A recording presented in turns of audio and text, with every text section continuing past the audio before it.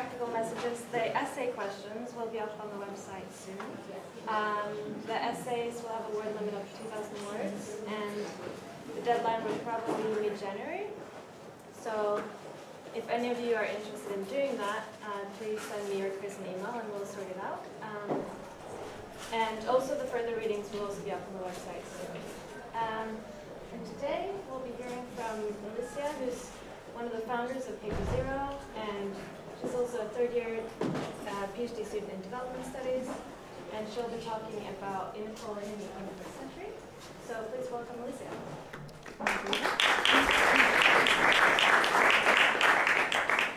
Hello, everybody. Thank you for being here in your lunch break. Inequality in the 21st century is a bit of a mouthful, so actually it says so, but I will probably talk more about inequality in the outset of the 21st century and some issues that we might consider about the topic in general. Ivan has told you about development and how inequalities come about last week. And he has addressed some of the assumptions that generally are used in neoclassical economics, such as competitive markets and small firms will prevail and these kind of things. And he has shown quite convincingly, I think, that this doesn't hold true. So that's basically how inequalities are created. And then today I will talk about 3 issues that I want you to keep in mind. And only 3. And they're quite big, so maybe if you remember one of them, that will be pretty good already. And they address mainly the consideration of neoclassical economics that income distribution or wealth distribution is optimal, because we all get what we deserve and what we need. And I will show you that this is not always the case. So the first point that I want you to remember is that inequality is probably a lot bigger than you think, and then a bit more.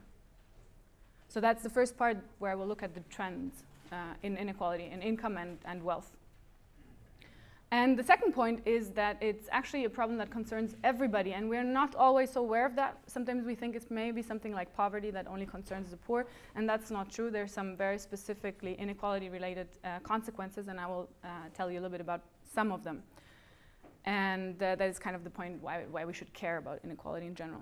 And the third part is that actually we can do something about inequality, and I will maybe tell you a little bit about what that could be. So if we use adequate policy, we can change inequality and income distribution, which is not a given.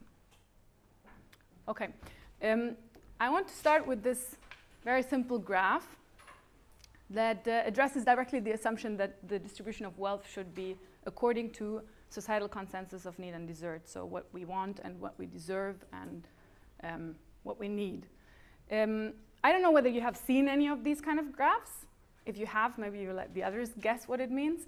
The red bar in the bottom shows the wealth held by the poorest 20% of the population, and the purple bar shows the wealth held by the richest 20% of the population. So I'd like to ask you which one is the distribution of the United States. This was a survey from the United States.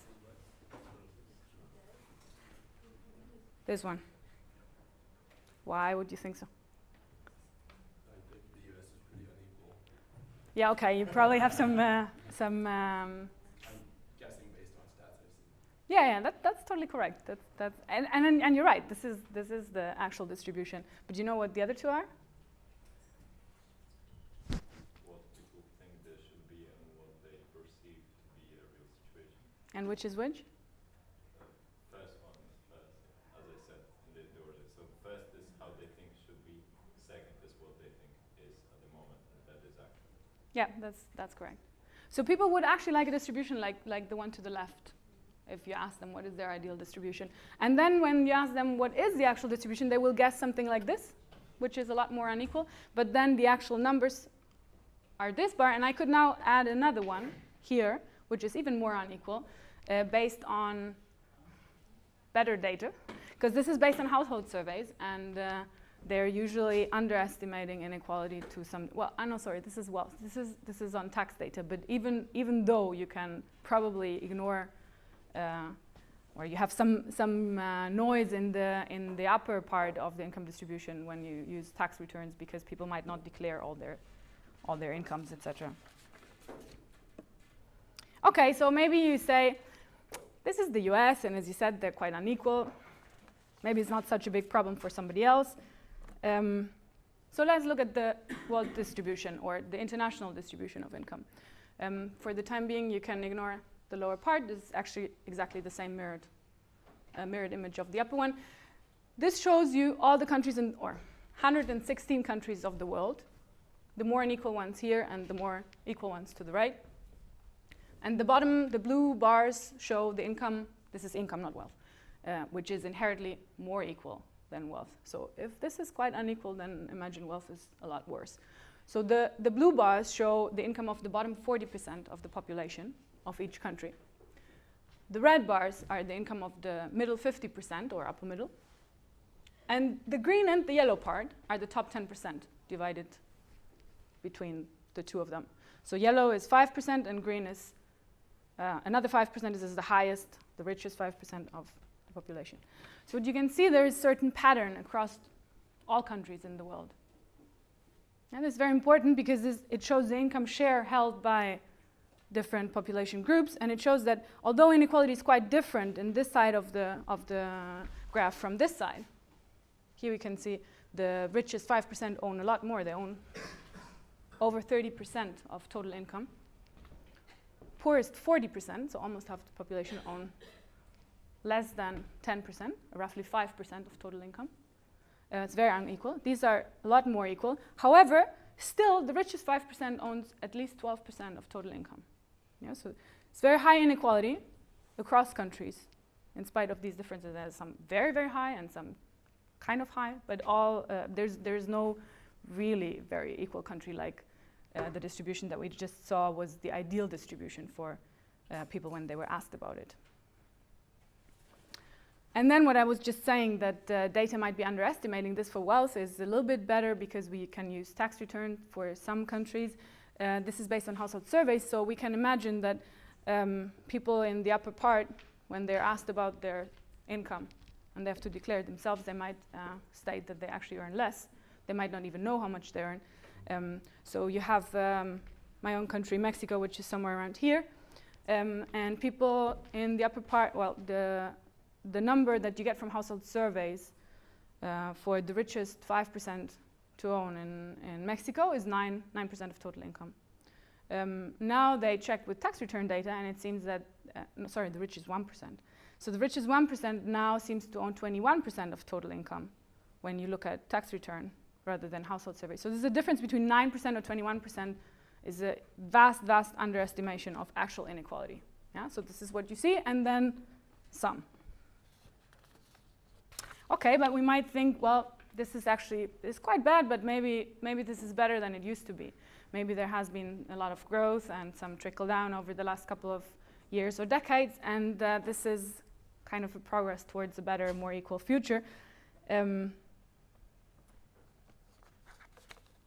So if we look at it over time, unfortunately we see that that's not true.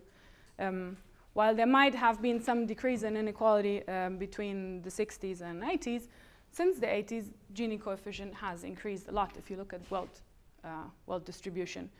This is from Milanovic, who has a lot of very nice graphs about global and world distribution. You can have a look at it by yourself afterwards. Okay, but this graph is only until 2000, so what happened after 2000 when we think that there is a big rise in egalitarian technology like the internet and everything, and we might want to have a look at what happened after 2000. Turns out that what happened after 2000 is not exactly to give us an optimistic view about inequality. So if you look at what happened up until the crisis, you can see this is only for the emerging countries, so it's not the whole world, but emerging countries, big countries with huge population, a lot of income growth, a lot of innovation. So you have countries that have tendencies towards a little bit decreasing inequality as measured by the wealth share of the top 1%, and some that have vastly increasing. This is China, the red line. But you can clearly see that from 2008 onwards, all countries see an increase in inequality as measured by the share held by the top 1%.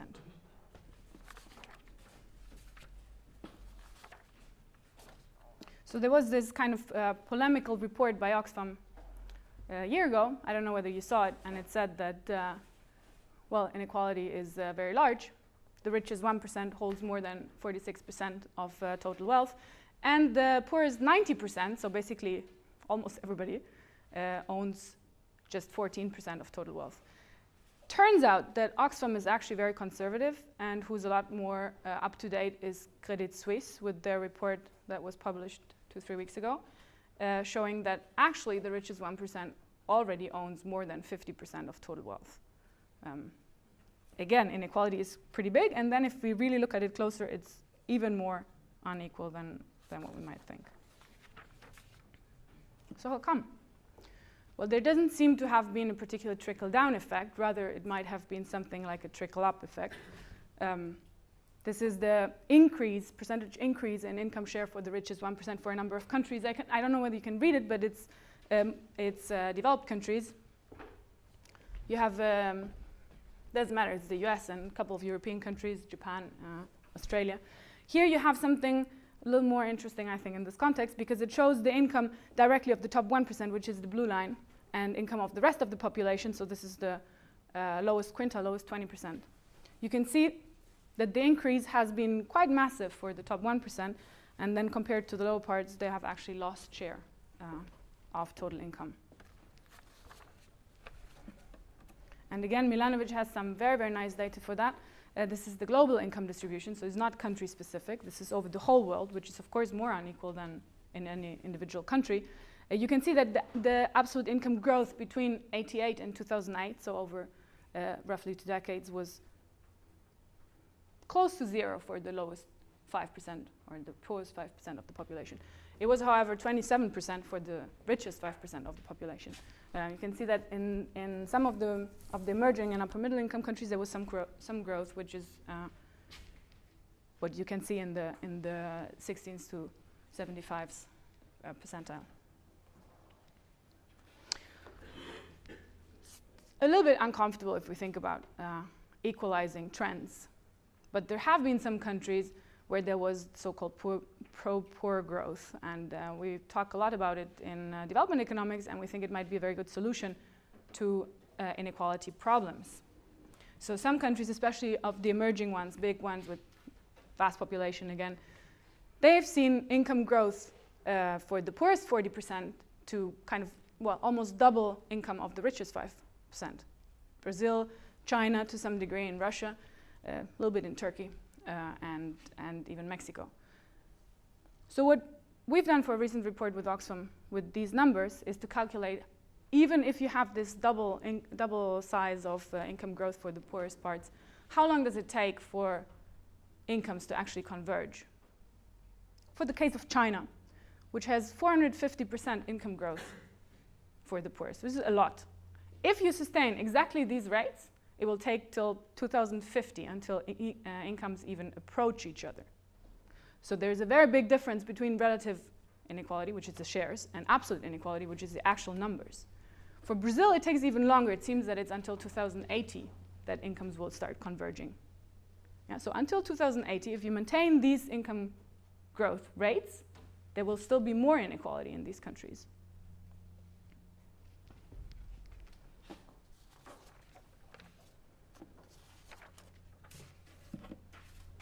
Okay, then we can say, is this really a problem? Does it matter that some people have vastly higher incomes than others, and some people have more wealth than others? And I would say it is, and not only because of its effect on poverty. And we have to be careful that income and poverty is not to be confused. It's two different things. They have some similar consequences and indicators, but they're not the same. While poverty is a big issue, or you might consider that inequality is a problem because it means that there's poverty, there's other factors like migration that is very specifically inequality related. And what we can see in Europe these days, and we can see it for decades already in other parts of the world like Malaysia and Mexico and Morocco, there's massive migrational movements towards richer countries And that is perfectly logical from an economic and from a social point of view. And Milanovic has a paper about that that's explaining why this is the case. Basically, if you see that somewhere else incomes are higher and you have a chance to go there, it's quite logical that you will try to improve your personal situation. Besides these mass migrational movements that are intrinsically related to high inequalities, you also have a higher chance for political uprisals and revolutions, if you will, which some might not consider such a bad thing. However, in the data that I collected, it seems to be one of the biggest worries of the richer people, that there might be revolution and that would challenge their point of their status position, right? So it's something that people are concerned about as well. Then you have the the rising of inner country conflicts, and that has again something to do with the differences that you can see in your everyday life. Probably most of you know the famous picture of from the swimming pools that you can see in Brazil in the Rio. I'll show it to you later. But anyway, so you can see the swimming pools on the one side and the favelas on the other side of the wall, and there's this very serious segregation between neighborhoods that are right next to each other. So both the poor can see the rich and the rich can see the poor, and that's probably not very comfortable for either of them. So this has something to do with the social cohesion problems that are very related to inequality, to high inequality in countries, and they're a lot more serious than you might think as an economist. It's actually very important to have social cohesion because it creates trust in society, and if you don't have that, for example, investment rates are low. And then finally, of the factors that I list, there is a very clear association with high violence rates and high inequality. And if you look at this, for example, it shows the homicide rates in different countries, and it relates it to their Gini coefficient.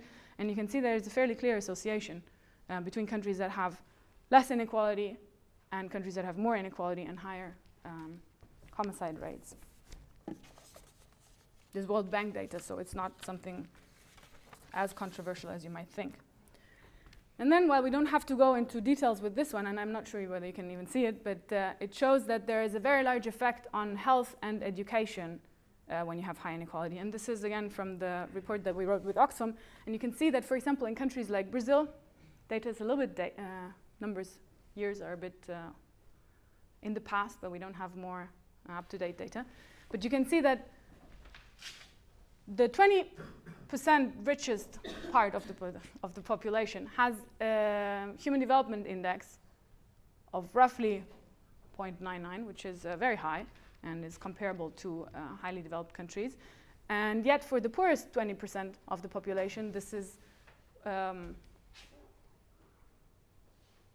roughly 0.64, which means the richest have a 1.5 higher ratio than the poorest. And what this means, it sounds a little bit abstract because it's human development index. If you translate it into years of life experience, for example, the case in Brazil, I think the number was 26 years less that people in the lowest 20% live compared to the richest 20% of the population. So it means just because you're poor, you probably live 26 years less than somebody that is richer.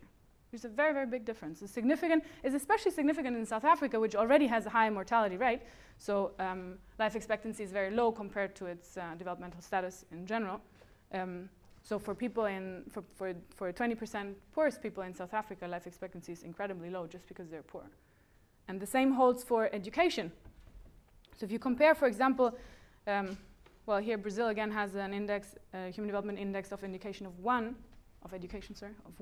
which is higher than most people in even high developed countries would be educated. And for the poorest 20% of the population, it's a lot lower. And I think this was translated also into 3 or 4 years of schooling of people in the lower or upper end of the income distribution. Again, just the fact that you're poorer means that you might finish primary school or start secondary school while your richer peers go to university. So there is an issue here about opportunities and about perpetuation of inequality. Yes? Do you think those differences are about the inequality itself or just the differences in wealth? This is about incomes. It's not about wealth, the data that is used for that. Yeah.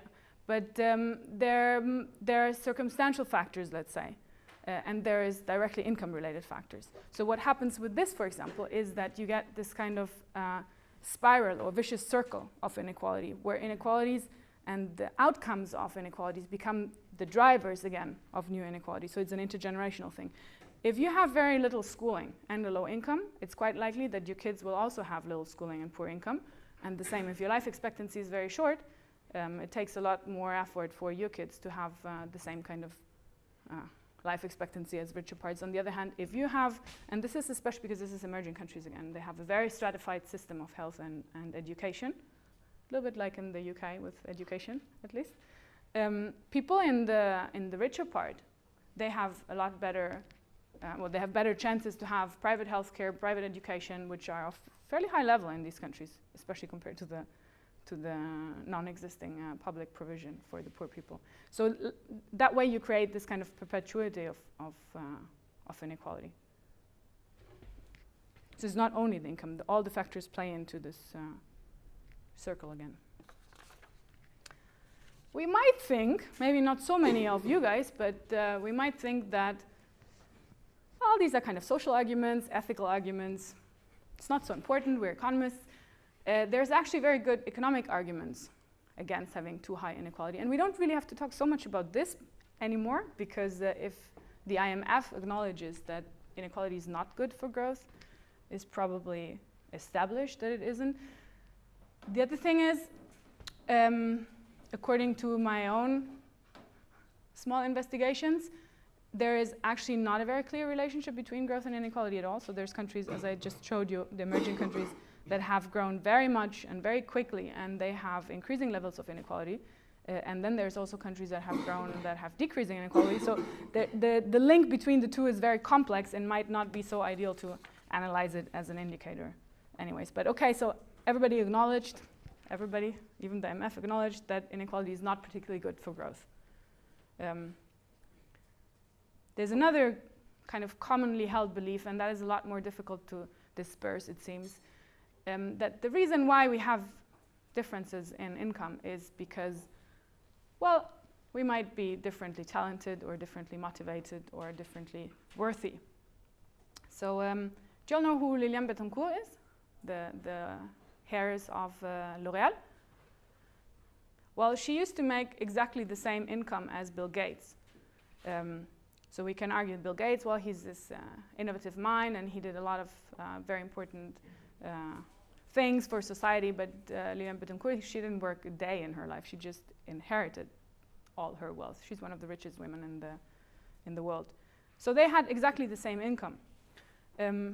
More interestingly, I think, is that Bill Gates kept having exactly the same income when he stopped working. So it's not so clear that there is a very direct relationship between our efforts and our income.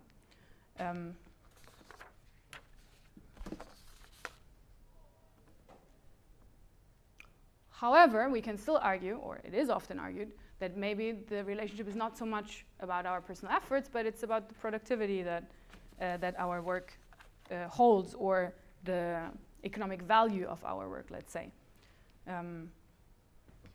So there is an argument that our wages are kind of related to how much the market or society or the economy values our work in it. What you can see in this graph here is the line of productivity growth from the late 90s to 2011. And then you have the lower line, which shows, this is for the whole world, by the way. You have the lower line, which shows the actual growth in salaries. So you can see that there is a clear discrepancy between the two. It's not productivity related. And if you look at this part is the separation just for the US, I think, where you have productivity growth is the green part. You have the red line showing the income increase of the richest 1%, and the rest, so overall wages, is the blue line. So you can see that there's not such a clear association between these three topics or three issues: the productivity increase, the increase of income at the bottom, and at the top. Okay. We might think this is not really our problem because we're in a very rich institution. apparently, this institution has produced 361 multimillionaires, alumni.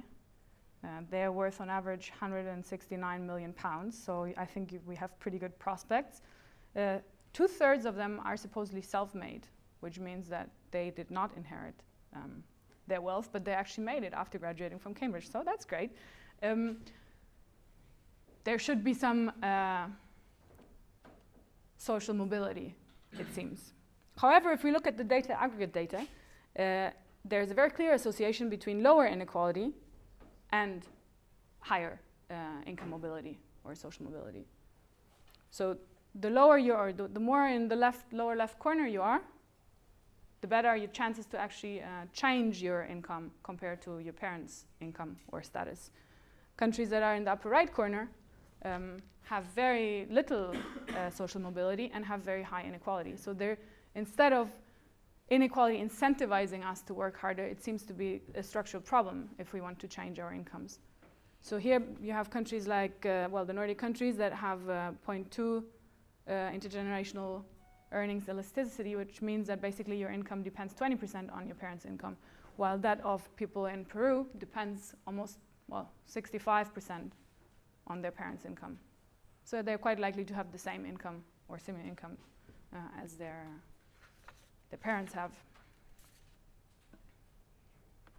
Kind of problematic, but still we might think this really is not so much our problem, because again, maybe we're in a kind of unequal country, but we're all of us, I guarantee you, in the upper 10% of the income distribution worldwide, so maybe it's just a problem of the poor.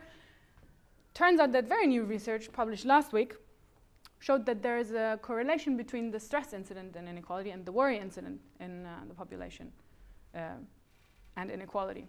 So the more inequality you have, the higher is the stress and worry levels of overall society.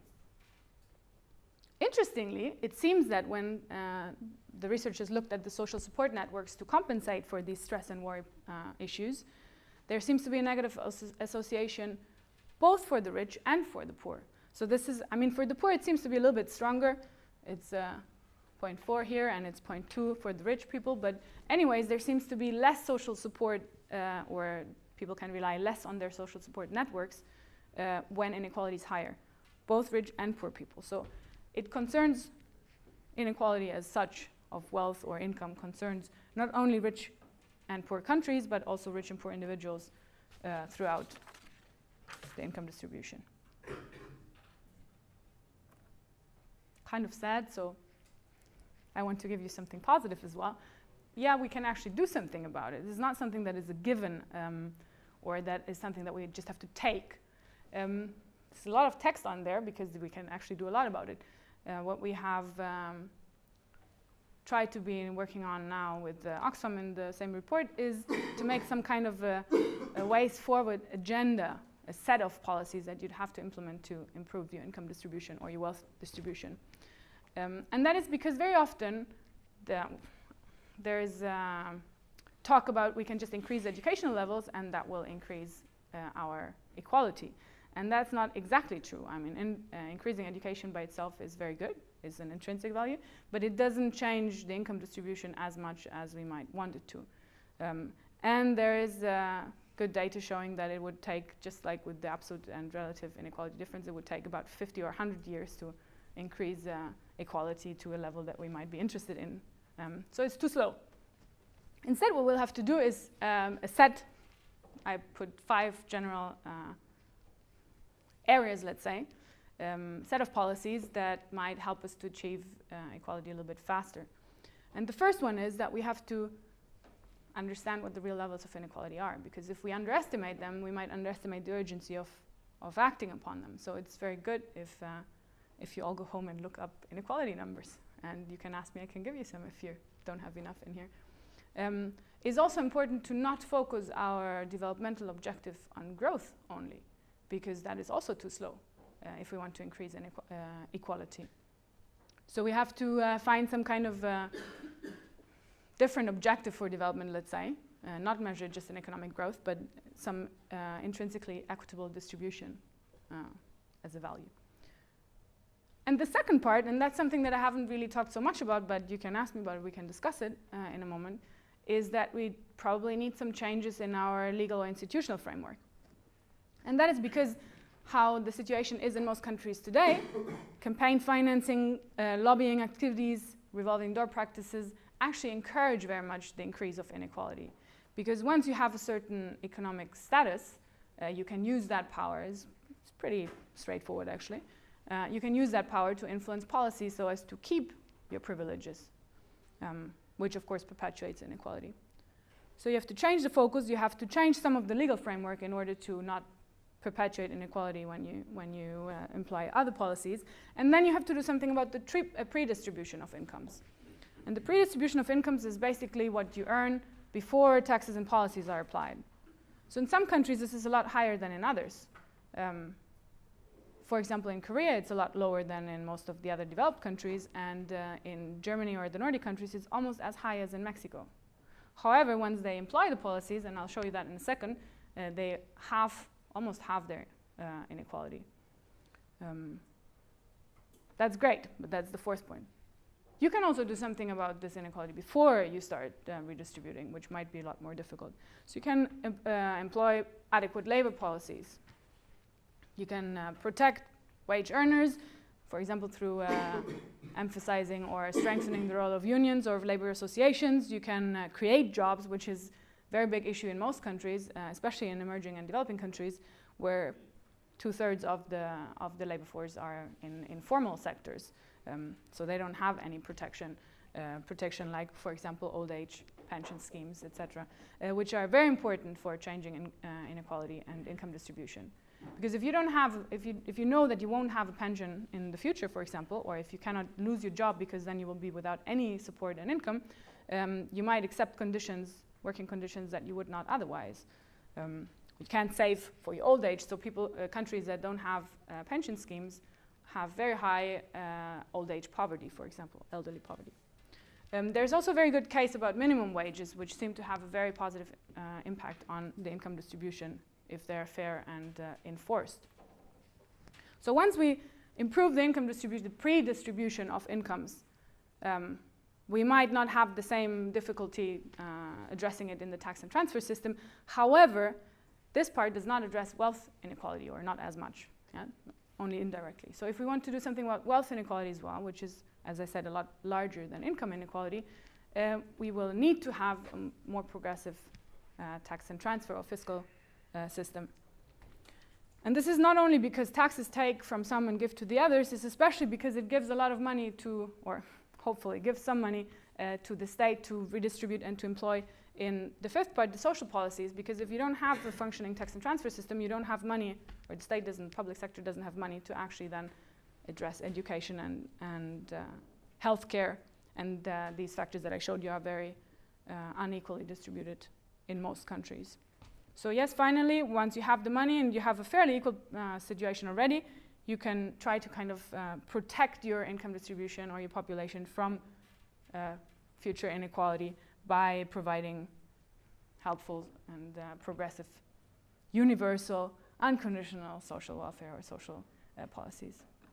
So just before I finish, I'll give you an example of how tax policy works, for example, or how useful it can be. And you can see that income inequality has decreased and then increased again over the last century and a bit.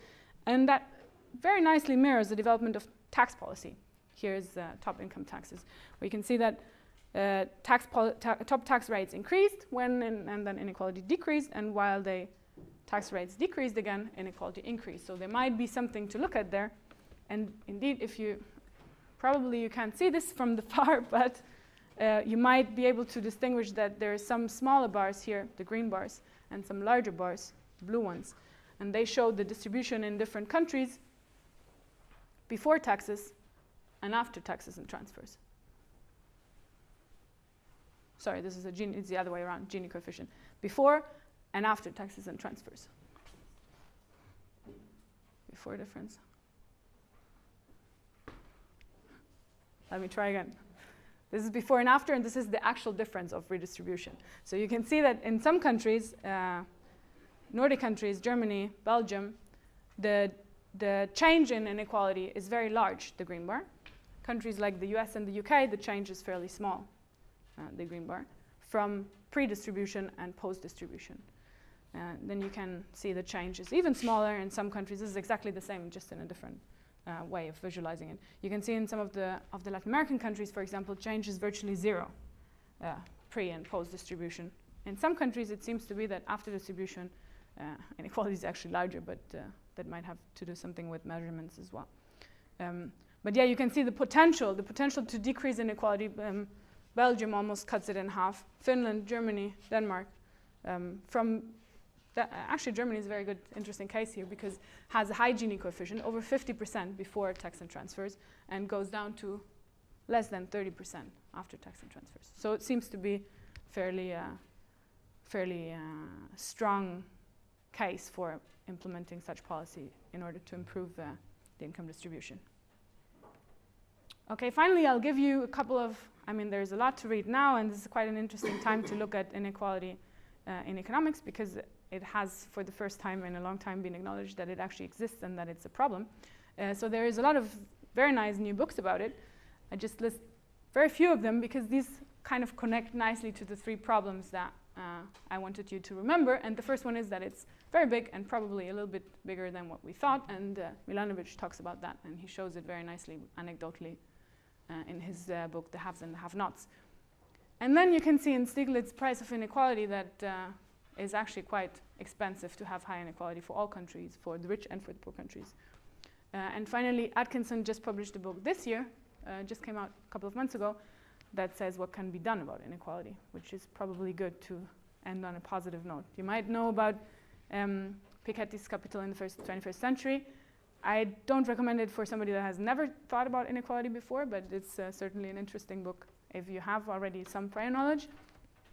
And a very interesting perspective, very different from the others, is Gabriel Palmer's Homogeneous Middles and Heterogeneous Tails, which kind of challenges the universal use of Gini coefficient and other measurements that presents other measurements that we might consider as alternatives to measuring inequality appropriately. Okay, that's all from me, and you're welcome to ask questions if you have any. You mentioned that a more accurate kind of measure is to go through tax returns, but isn't that also very inaccurate? People don't report the taxes. They don't, like a lot of wealthy people, wealthy corporations that have to fill out tax return forms, they kind of bypass it with, like kind of shadow capital and things like that. So is there a more accurate way to kind of measure wealth distribution without relying, like more accurate than tax return? Currently not, unfortunately. You're absolutely right. It's not at all accurate, but it's a lot more accurate than what we used to have, especially household surveys. But there's advantages to both of them, to tax returns and to income surveys, because tax returns you only have for the upper part of the distribution. And so far there hasn't been a very successful system in combining distributional patterns in the lower part and the upper part if you use tax returns. Because poorest people don't file tax returns or don't have any tax, so there might be a part where, they might file tax returns, but they don't pay much in taxes. And in many countries there is a margin of low income where you don't have to pay taxes. So you don't have any data on how their income is. The best so far has been to combine different measures and to combine different indicators of measuring it, and to use a certain pragmatism and say, well, this is a trend. It's not an absolute number that we can rely on, but it's a kind of, we know in what direction it's going. And you're absolutely right, data issues are huge, and they're very, very problematic. As I told you before, the difference between 9% income share or 21% is vast. So I think it's actually a very good idea to work with these data and highlight these problems, and that will probably have people to collect better data and develop better mechanisms to improve data quality. Yeah, I think a recent thing, I read it in one of the books, was like when Apple had close to 30 billion or whatever, like a ridiculous number, more in cash than they thought they would have. They had the option of, you could distribute it among your workers, you could put it more toward innovative research. They distributed it amongst their top shareholders instead. So it's like one of those kind of situations where Apple is very much loved by the American people. It's like an example of pulling yourself up by the bootstraps, but I don't know, it kind of does fall into your typical kind of corporation. Yeah, I mean, you're absolutely right. The corporation issue, corporation tax returns and everything, this is a whole different issue. This is just personal income. Yeah. So with corporations, you have to be a lot more rigid about them applying the tax code and following it and looking. Yeah, it's a good point. Absolutely right. So you talked about how the richest few have a large portion of the income share, and then you have the poor majority who have little. But what portion of this poor majority would you say lives in, say, absolute poverty? What proportion of the population of the world lives in absolute poverty compared to the... well, so that really depends on the country. And if you look at countries such as India, for example, and you use thresholds like the $2 per day income, which I think is kind of fair to consider as absolute poverty, even though you might think it's 190. Okay, we can discuss it. It's almost 95% of the population. So it's very, very large.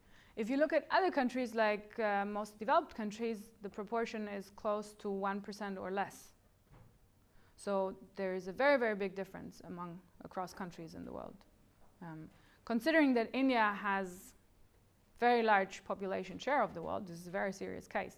And then you have countries like China, where the absolute poverty has decreased a lot over recent years. And then you also have data issues with Chinese data. Probably, maybe more so than in other countries, maybe not, but certainly you don't know how much you can rely on all of these absolute numbers, because it's estimations in the end. They don't go and count everybody and actually test their income is an estimation. But yeah, in some countries it's very significant, and in some countries it's less significant, and in many countries it has decreased if you measure it according to the $125 a day line that the World Bank used to use until recently. However, you might also argue that in a world where the rich part increases so much, it's not really adequate to measure absolute poverty in terms of $125 a day. Maybe you want to increase that threshold compared to the increase that you have at the top as well. And then the numbers become very, very big.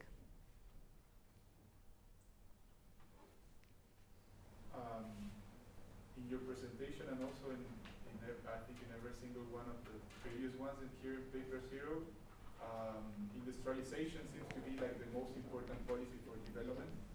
And I wish to know if there is like, like some evidence of some kind of empirical evidence on the relationship between industrialization policies and the reduction of inequality. So you think that industrialization was very obvious in this presentation? No, you just mentioned that. Okay, I mentioned industrial policy, yes. Yeah. Yes, okay. Well, that does not necessarily, in my definition, is not necessarily limited to industrialization, but it's actually economic policy by the public sector, like, for example, investment in jobs, which is not necessarily related to industry. You're certainly right that there is evidence, and some people bring this point forward very strongly about manufacturing, importance of manufacturing. I'm actually not so sure about that, and I'm not an expert on the issue, so I don't want to give you any concrete recommendations, but I think actually that there's other policies completely independent of industrialization or industrial policy in more general that you can use that probably might be better or faster to get equality. So I'm not keen to keep this as a major point, that this is like the major area of policy. I think you were first. When you're talking about inequality, it seems like there's quite a few different ways you can think about, especially globally. So you can think about inequality between countries, or inequality between the global population, or inequality within countries. And it seems like, and you can also think about income versus wealth inequality. And it seems to me like all of those have quite different consequences, and they've got quite different policies that you need to deal with them. So does it make sense to kind of lump them all together under the heading of inequality, or should we think about them more separately? Yeah, absolutely not. But then again, yes, because if you have an kind of introductory lecture to inequality of half an hour, it's a little bit limited how much you can go into different things. And it's kind of a choice that I make to tell you about different ones. I could have focused on just one. I think the commonality that you see, if you look at what I attempted to do, the trends in inequality in the world, in different countries, etc., in the last couple of decades, it makes sense to look at different indicators and see that they're all worsening. So inequality of wealth, inequality of income, inequality in social mobility or in opportunities, they're increasing in many countries over the last couple of years. And that has something has very concrete reasons why this is the case, and it has something to do with the policies that are implemented. And you're absolutely right that depending on which indicator you use and which measure you use, the numbers will differ, but the trends are a little bit similar. And there is a good case to look at different measures and different indicators because they complement each other. So actually, if you want to know more about that, this paper by Gabriel is very good, talking about different measures and different indicators for measuring inequality. This is a good point. Yes. When you were talking about the limitations of simple, like, this data, I remember the argument that was made years ago, still being made by the oh my God, what's his name? The professor from Bath who wrote the book on precariat. Guy Standing. Sorry? Guy Standing. Yeah, Guy Standing. So he was saying that basically you also have the problem that of fall in real wage by what he defines the monetary wage and basically social care, whatever was provided to you by social policies. And do you know of any research or trends in that area being done? Because that's not really easily observable in data. The difference between the wage you earn and what your actual income is, or? No, he defines it that there was a stagnation in monetary wage, as you've shown, but he said there was a fall in real wage, by what he defines monetary and services that are provided to you free of charge usually by the state. Yes, so you can look at that in terms of government spending, which in some cases will show you that government spending has actually increased for social policies. However, if you look at what it is actually spent on, and then you have to go more into detail, you will see that very often those programs that have been substantial support for the poorest parts of the population in terms of social policy have been cut, austerity measures. So you can see, I don't exactly know who would be a good author to recommend to you to read about that, but I can think about it and tell you later. Yeah, but you can certainly observe these differences. And then one other thing is that very often the wage terms are given as current wages, and that of course is not the same as looking at real wages. So there's a very, very big difference. And you can look at I know that there are studies for the US and for the Netherlands that look at how real wages have actually decreased, I think by 20% over the last 3 decades.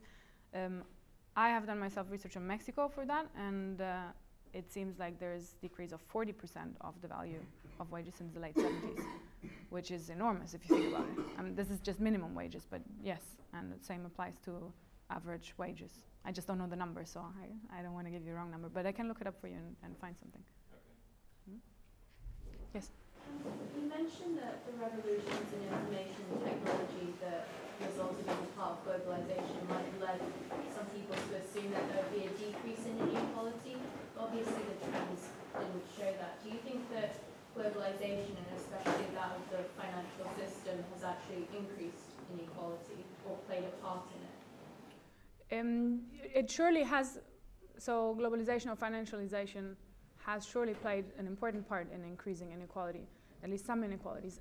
And that has something to do with the fact that it has increased the wages at the top a lot, or wealth held at the top. So just the spectrum of income that you can have has increased with more people earning, with the super manager term. Thomas Piketty talks about that, for example, in his book. it's very difficult to measure what kind of impact globalization would have as a total. And there is a new book by Bourguignon on globalization as an equalizing factor, or as a partially equalizing and partially unequalizing factor. So it's controversial. My intuition would be to say that it has increased inequality, but there's other people who say that it hasn't, at least not in all aspects.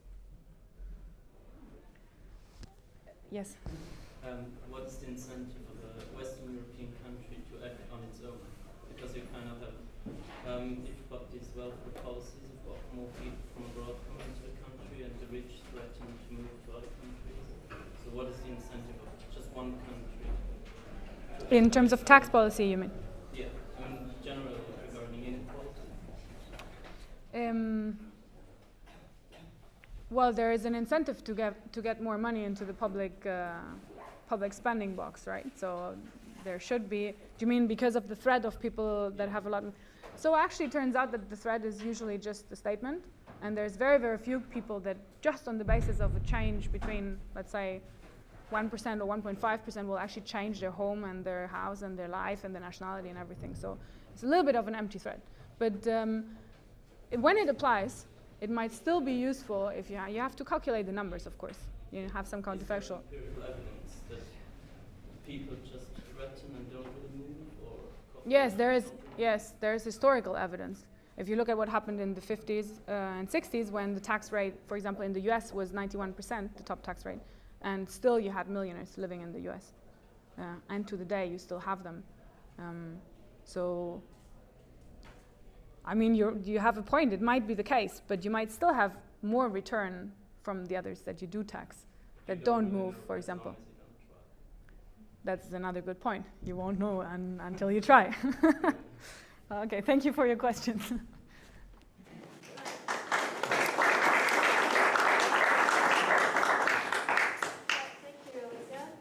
So tomorrow, CSEP is doing their weekly lecture. It's on what's wrong with modern economics, and it's Connie Lawson, who's a professor of economics here, who's quite critical of neoclassical economics. And that's at 5:30 in Mill Lane, room 2 tomorrow. And next week in Paper Zero, we'll be hearing from Nina Rismal, and she'll be talking about feminist and gender studies critiques of mainstream economics. So I hope to